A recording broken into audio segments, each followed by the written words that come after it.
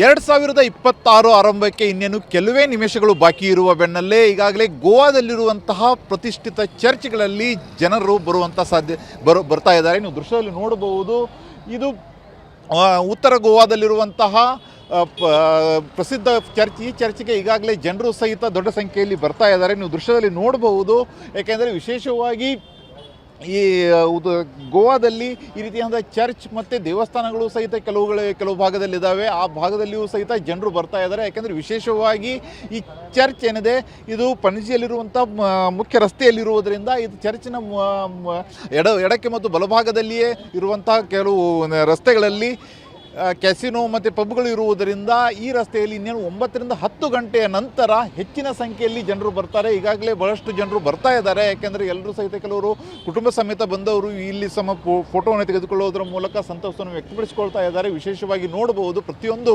ಇಡೀ ರಸ್ತೆಯನ್ನೇ ಸಹಿತ ದೀಪಾಲಂಕಾರ ಮಾಡಿಬಿಟ್ಟು ಜನರನ್ನು ಆಕರ್ಷಿಸುವಂಗೆ ಇಲ್ಲಿ ಚರ್ಚ್ದವರು ಮಾಡಿದ್ದಾರೆ ಅಂತಲೇ ಹೇಳ್ಬೋದಾಗಿದೆ. ಯಾಕಂದರೆ ದೃಶ್ಯದಲ್ಲಿ ನೋಡಬಹುದು, ಯಾಕಂದರೆ ಈಗಾಗಲೇ 8:30-9 ಗಂಟೆ, ಈಗ ಇನ್ನು ಕಾಲ ಕಳೆದಂತೆ ಜನರು ಬರೋಕ್ಕೆ ಸ್ಟಾರ್ಟ್ ಆಗ್ತಾರೆ ಅಂತಲೂ ಸಹಿತ ಹೇಳಲಾಗ್ತಾ ಇದೆ. ಯಾಕೆಂದರೆ ವಿಶೇಷವಾಗಿ 2026 ರಾತ್ರಿ 12 ಗಂಟೆಗೆ ಆಚರಣೆ ಮಾಡಬೇಕು. ಮತ್ತು ವಿಶೇಷವಾಗಿ ಗೋವಾ ಅಂದರೆ ಈ ಡಿಸ್ಕೋ, ಪಬ್ಗಳು, ಕೆಸಿನೋಗಳು ಅಷ್ಟೇ ಅಲ್ಲ, ಈ ರೀತಿಯಂಥ ಚರ್ಚ್ಗಳಲ್ಲಿಯೂ ಸಹಿತ ವಿಶೇಷವಾದ ದೀಪಾಲಂಕಾರ ಮಾಡಿಬಿಟ್ಟು ಕುಟುಂಬಸ್ಥರು ಇಲ್ಲಿ ಬಂದುಬಿಟ್ಟು ತಮ್ಮ ಸಂತಸವನ್ನು ವ್ಯಕ್ತಪಡಿಸುವುದಕ್ಕೂ ಸಹಿತ ಅವಕಾಶಗಳನ್ನು ಇಲ್ಲಿರುವಂತಹ ಕೆಲವು ಚರ್ಚ್ ಸಂಸ್ಥೆಗಳು ಸಹಿತ ಮಾಡಿದವೆ ಅಂತಲೇ ಹೇಳ್ಬೋದಾಗಿದೆ. ನೀವು ದೃಶ್ಯದಲ್ಲಿ ನೋಡ್ಬೋದು, ಯಾಕೆಂದರೆ ಸಣ್ಣ ಮಕ್ಕಳು, ತಮ್ಮ ಕುಟುಂಬಸ್ಥರು, ಫ್ಯಾಮಿಲಿ ಸಮೇತ ಬಂದವರು ಇಲ್ಲಿ ಗೋವಾದಲ್ಲಿಯೂ ಸಹಿತ ಎಂಜಾಯ್ ಮಾಡುವುದಕ್ಕೆ ಎಲ್ಲ ರೀತಿಯಂಥ ವ್ಯವಸ್ಥೆಯನ್ನು ಇಲ್ಲಿರುವಂಥ ಸರ್ಕಾರ, ಇಲ್ಲಿರುವಂಥ ಸಂಘ ಸಂಸ್ಥೆಗಳು ಮಾಡಿದೆ ಅಂತಲೇ ಹೇಳ್ಬೋದಾಗಿದೆ. ಯಾಕೆಂದರೆ ಈಗಾಗಲೇ ಇನ್ನೇನು ಹೇಳಿದಾಗೆ 9 ರಿಂದ 10 ಗಂಟೆಯ ನಂತರ ಇಲ್ಲಿರುವಂತಹ ಪಬ್ಗಳು ಮತ್ತು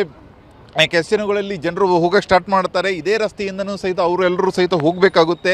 ಯಾಕೆಂದರೆ ಮುಖ್ಯ ರಸ್ತೆಯಲ್ಲಿರುವಂತಹ ಈ ಚರ್ಚ್ ಆಗಿದೆ. ಹಾಗಾಗಿ ಈ ಚರ್ಚ್ಗೆ ಇನ್ನೇನು ದೊಡ್ಡ ಸಂಖ್ಯೆಯಲ್ಲಿ ಜನರು ಬರುವಂಥ ಸಾಧ್ಯತೆಯೂ ಇದೆ. ಆ ನಿಟ್ಟಿನಲ್ಲಿ ಈಗಾಗಲೇ ಗೋವಾ ಸರ್ಕಾರ ಸುಮಾರು 3,000ಕ್ಕೂ ಹೆಚ್ಚಿಗೆ ಜನ ಪೊಲೀಸರನ್ನು ಸಹಿತ ಈಗಾಗಲೇ ನಿಯೋಜನೆ ಮಾಡಿದ್ದಾರೆ. ಯಾಕಂದರೆ ಬರುವಂಥ ಪ್ರವಾಸಿಗರಿಗೆ ಯಾವುದೇ ರೀತಿಯಾದಂಥ ಸಮಸ್ಯೆಯೂ ಸಹಿತ ಆಗಬಾರದು. ಅಷ್ಟೇ ಅಲ್ಲದೆ ಸುಮಾರು 100 ಕಡೆ ಚೆಕ್ ಪೋಸ್ಟ್ಗಳನ್ನು ನಿರ್ಮಾಣ ಮಾಡಿಬಿಟ್ಟು ಯಾವುದೇ ರೀತಿಯಾದಂಥ ಅಹಿತಕರ ಘಟನೆಗಳು ಆಗಬಾರದು. ಅದರಲ್ಲಿ ವಿಶೇಷವಾಗಿ ಈ ಡ್ರಿಂಕ್ ಆ್ಯಂಡ್ ಡ್ರೈವ್ ಕೇಸ್ಗಳು, ವೀಲಿಂಗ್ ಆಗಿರಬಹುದು, ಈ ರೀತಿಯಾದಂಥ ಪ್ರಕರಣಗಳು ಹೆಚ್ಚಿಗೆ ಕಂಡು ಬಂದ ಹಿನ್ನೆಲೆಯಲ್ಲಿ ಅವುಗಳಿಗೂ ಸಹಿತ ಕಡಿವಾಣ ಹಾಕುವುದಕ್ಕೆ ಗೋವಾ ಸರ್ಕಾರ ಮುಂದಾಗಿದೆ ಅಂತಲೇ ಹೇಳ್ಬೋದಾಗಿದೆ.